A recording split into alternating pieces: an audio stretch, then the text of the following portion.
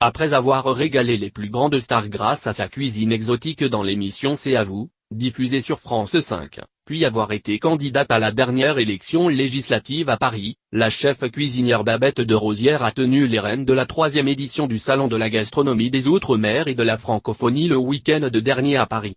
Un événement placé sous le patronage du ministre de l'Agriculture et de l'Alimentation Stéphane Travert, le président de la Polynésie française Édouard Fritsch et parrainé par le chef Yannick Alléno, 3 étoiles au guide Michelin.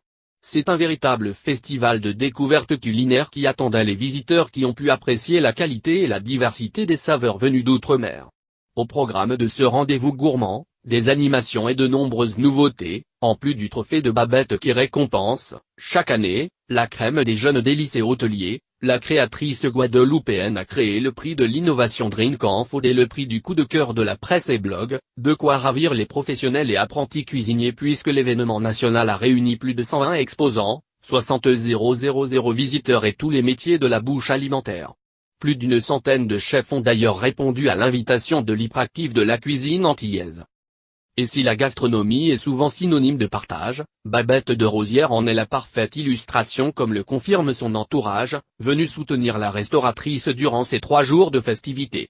Selon l'humoriste dans Imros, s'il fallait dessiner Babette, je lui mettrais des muscles, un air bien énervé et une énergie débordante. C'est un vrai caractère. Une force de la nature que l'écrivain Yann Kefelec ne manque pas de souligner, c'est le contraire de l'égoïsme. Les choses se font grâce à elle. Voyez comme les gens sont heureux d'être ici. Tous les horizons, c'est exactement ce que représente Babette. Quant au comédien et humoriste Smaïn, l'avenir de la chef cuisinière semble tout tracé, je crois qu'elle va finir ministre de l'Outre-mer. Elle s'exprime très bien et elle est motivée. Également présente au Salon 2018, la maire de Paris, Anne Hidalgo a tenu, elle aussi, à laisser un message. D'abord, c'est une amie et je suis très fidèle en amitié. C'est quelqu'un qui est généreux, professionnel et qui n'hésite pas à escalader des montagnes à main nue. Une ribambelle de compliments qui vont droit au cœur de la principale concernée, c'est quelque chose qui me touche énormément. Lorsque j'entends tout cela, j'avoue que mon petit cœur bat très fort et je me dis que je n'ai pas perdu mon temps. Fort de ce succès, le Salon de la gastronomie des Outre-mer vous donne rendez-vous l'année prochaine, pour une 4e édition.